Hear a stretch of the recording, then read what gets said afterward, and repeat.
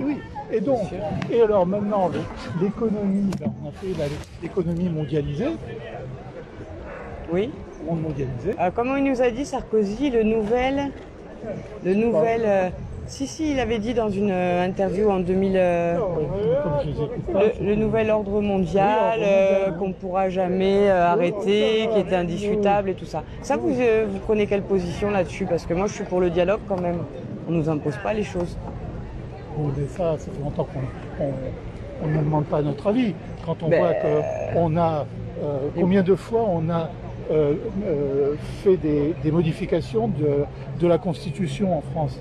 Une Constitution... Est-ce que c'est légitime ça alors du coup? Parce qu'on le fait, est-ce qu'il faut continuer à le subir? La Constitution de 58, elle a été votée au suffrage universel. Bon, oui, mais 58, moi j'étais pas né par exemple. Oui, non, mais d'un point de vue juridique. Et depuis, on n'arrête pas de faire des modifications de la Constitution sans rien demander aux gens. Ouais, et ça c'est normal. Maintenant qu'on le fait, alors c'est accepté, c'est validé, on ne peut pas le changer. Oui, mais on ne peut pas lutter contre les murs non plus. Ah bon? Mais pourquoi? Moi je sais pas, il y a le mur de Berlin, on a réussi à lutter contre, hein? Non? Non, si, vous me faites une allusion, moi je peux vous répondre. Hein. Non. Quand je dis les murs, c'est simplement...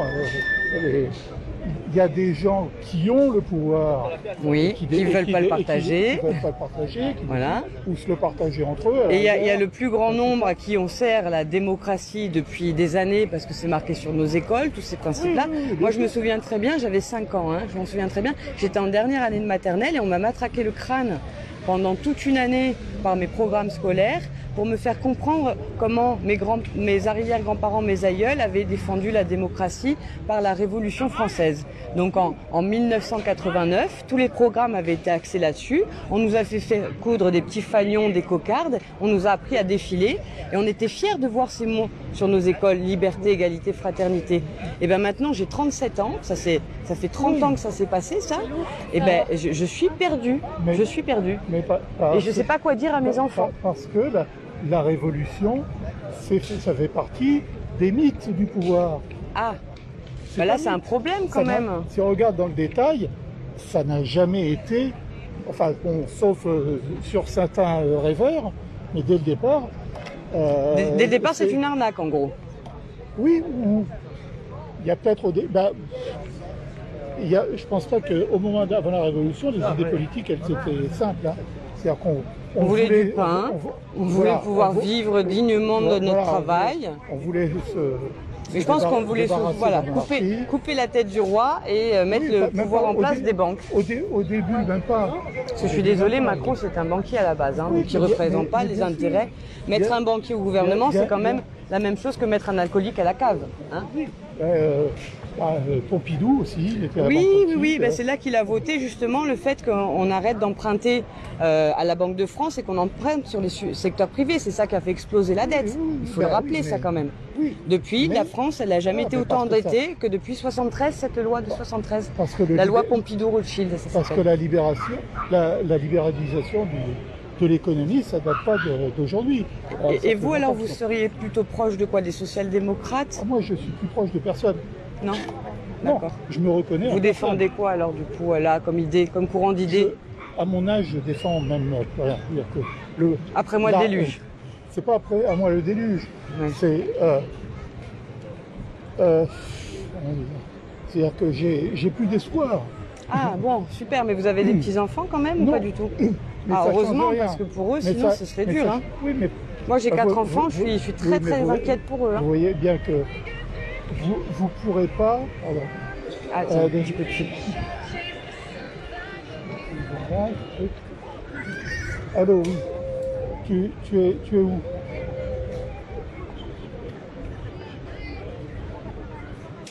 Où ça?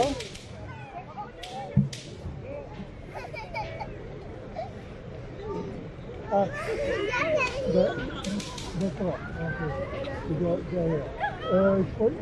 J'ai vu les deux mercières et on se retrouve au panier là. Donc tu remontes un peu. Revers. Oui. Il est où, au Palmier ou Non, bah, d'accord, bah, voilà. Ah, bah, tu réserves deux places, tu lui dis qu'on arrive.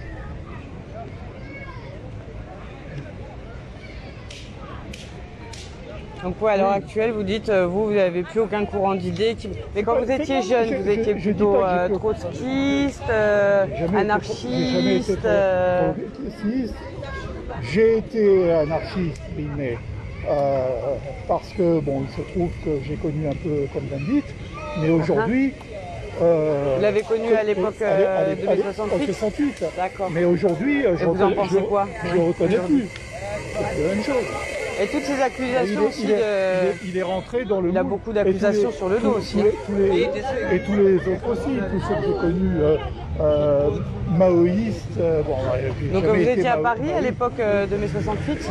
Oui. Vous avez connu Harlem Désir et toute la bande? Non, Désir est venu après. Oui, oui. Touche pas mon pote, il est venu beaucoup. Oui, mais il était déjà présent à l'époque. Hein, oui, mais il n'était pas... Oui, c'était un minot, il était à la fac. Il ne faisait pas partie. Oh, même pas, il est plus jeune que moi.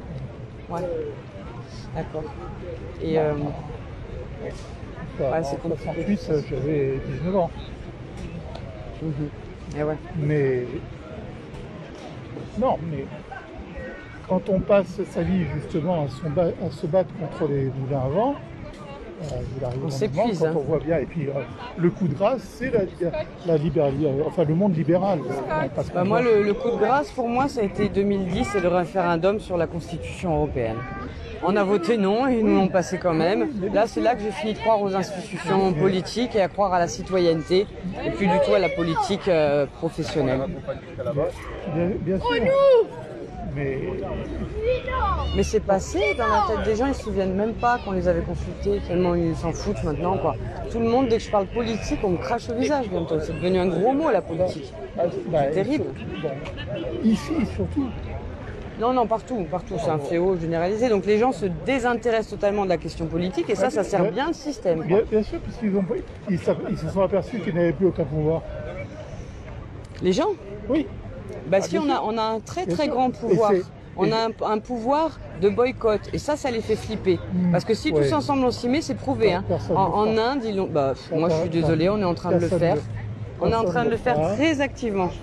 Mais il faut être plus en lien avec le terrain parce que je peux vous dire qu'il y a beaucoup de gens qui font des groupements d'achat solidaires. Il y a des guides méthodos qui sont publiés et les gens peuvent s'organiser tout seuls. Non, il y a 30 supermarchés coopératifs où les consommateurs sont copropriétaires du supermarché. Il y en a 30 en France. On en a créé un à Porto Vecchio, on est en train de créer le deuxième à Bastia. Mais par contre, c'est sûr que dès qu'on invite les journalistes à venir présenter nos projets, ils ont du mal à se déplacer pour faire le travail d'information. Donc on est aussi en train de réapprendre à faire de la veille médiatique citoyenne au sein de médias indépendants, parce qu'on a bien compris que ce n'était pas le quatrième des pouvoirs, c'est le premier, puisqu'il influence totalement le résultat dans les urnes. Donc si. Est-ce que vous vous souvenez de Papy Voise? Vous savez, vous vous rappelez de Monsieur Paul Voise ou pas? Non. Non? Eh bien, Monsieur Paul Voise, la veille ou l'avant-veille, le 19 avril 2002, c'est ce petit papy de 89 ans qu'on a vu pendant 24 heures aux 20 heures et absolument partout occuper la place alors qu'on était à 2 jours d'une élection présidentielle, d'un premier tour d'une élection présidentielle, alors que Chirac avait fait sa campagne sur l'insécurité, blablabla, se tirait la bourre avec Jospin. Et donc le vendredi fameux, juste avant le 21 avril 2002, Monsieur Paul Voise se fait agresser. Le visage tuméfié, il apparaît sur tous les 20 heures en même temps. La maison brûlée, soi-disant ce seraient des jeunes de banlieue, mais on n'a jamais réussi à trouver les coupables, etc. Par contre, il y a eu beaucoup de travail de sociologues très connus qui ont dit à quel point ça avait influencé le vote et fait perdre Jospin.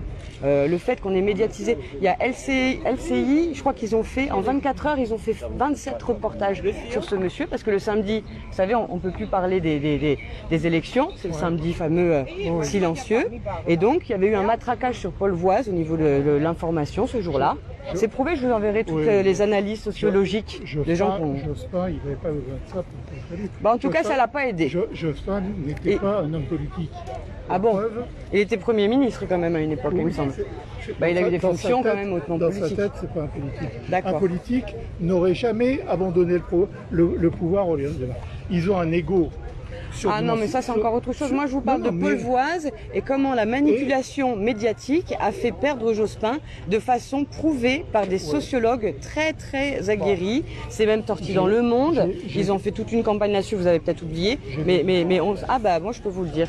C'était dans Le Monde, c'était de partout. À quel point ça avait fait passer Le Pen au premier tour et nous ont refait le coup là, Le Pen Macron. Justement, Le Pen. Hein, création de Mitterrand, il faut le rappeler quand même, hein, parce que ça démolissait la droite et ça le faisait bien perdurer dans les élections. Il n'y avait pas besoin de ça, de faire Le Pen. Non.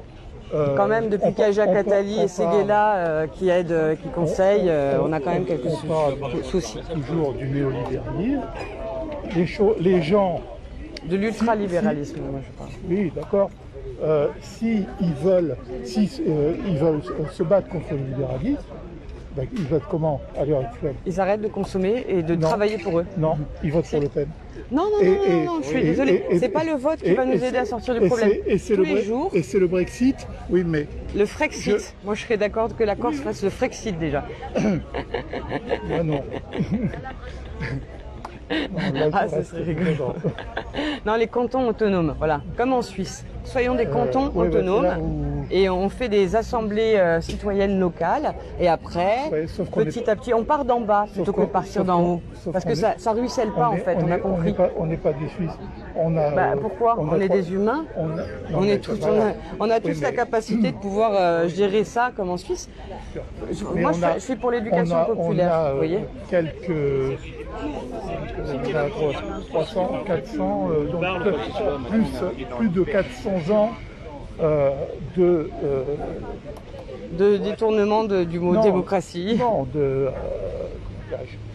Moi, je suis pour le vote par tirage au sort, vous connaissez? Des mandats courts pour les personnes de l'exécutif et du référendum d'initiative citoyenne pour valider ou pas les lois. Parce que quand on voit comment c'est fabriqué une loi, on comprend vite où elle est l'arnaque et pourquoi ça perdure et pourquoi les lobbying sont devenus eux qui décident, les lobbyistes. Donc je suis pas d'accord pour ça, moi je suis pas là pour imposer mon point de vue. Par contre, je déteste qu'on impose ceux des autres sans qu'on puisse discuter, quoi. Qu'est-ce que vous en pensez de ça? On peut discuter aujourd'hui en France de ces sujets-là? Vous voyez comment moi je suis attaquée pour faire du contradictoire?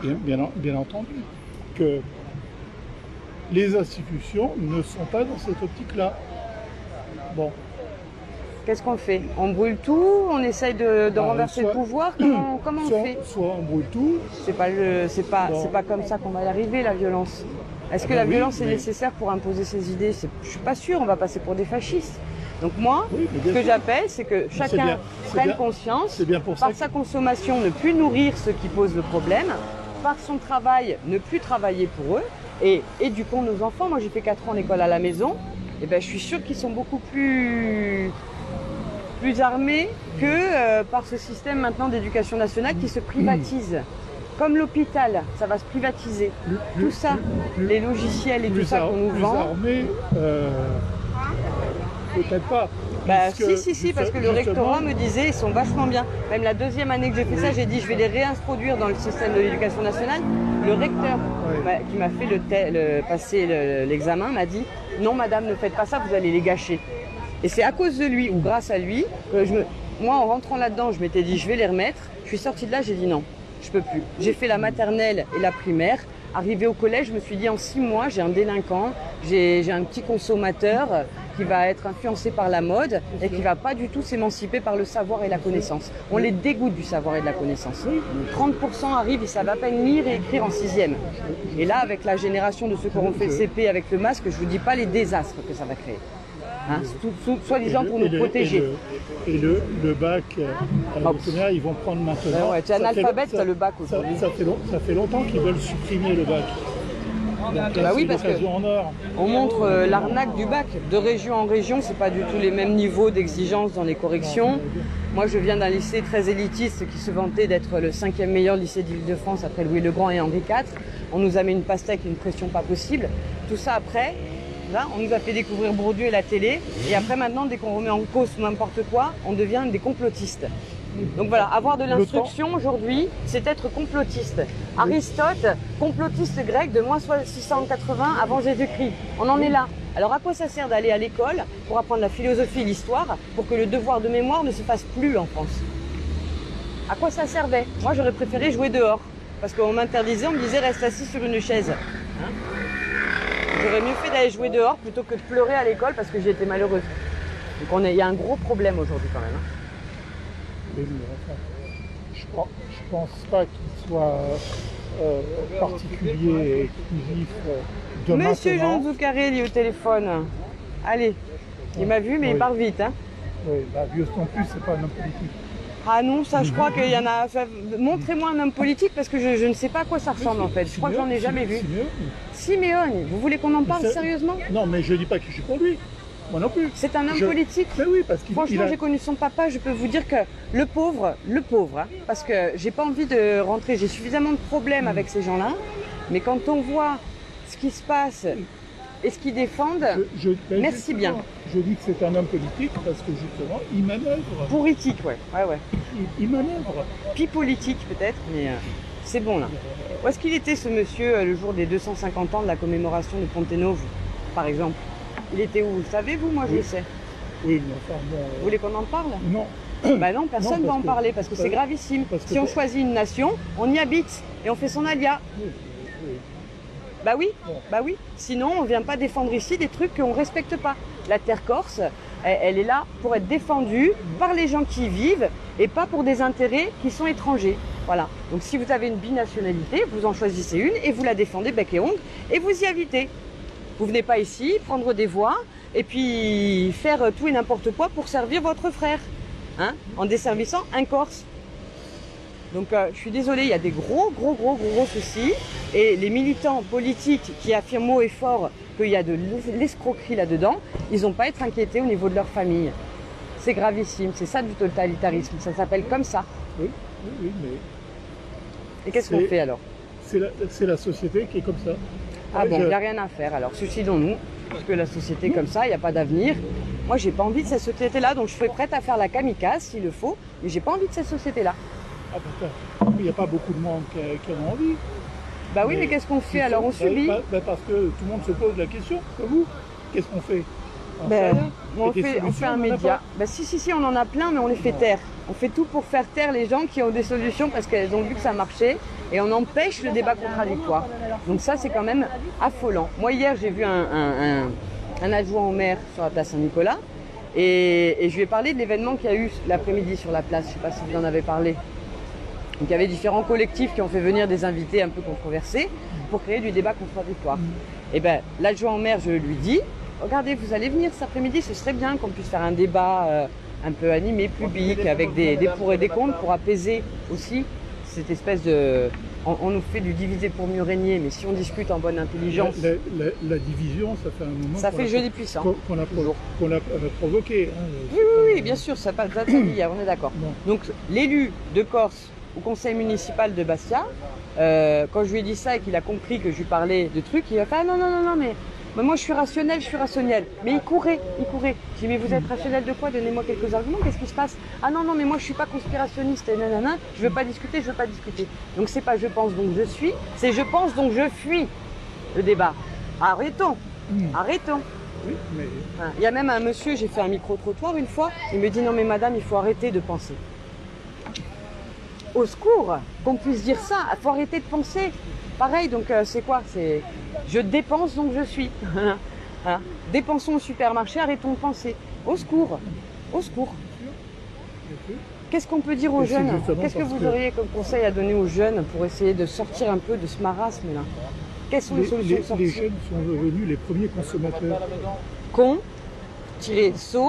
Con-mateur avec Netflix. Et comment on fait pour être des consommateurs de notre vie? Par la carte bleue et pas par la carte d'électeur. Moi, je suis persuadée de ça. Je vois pas comment. Le système d'échange local, le troc. Voilà.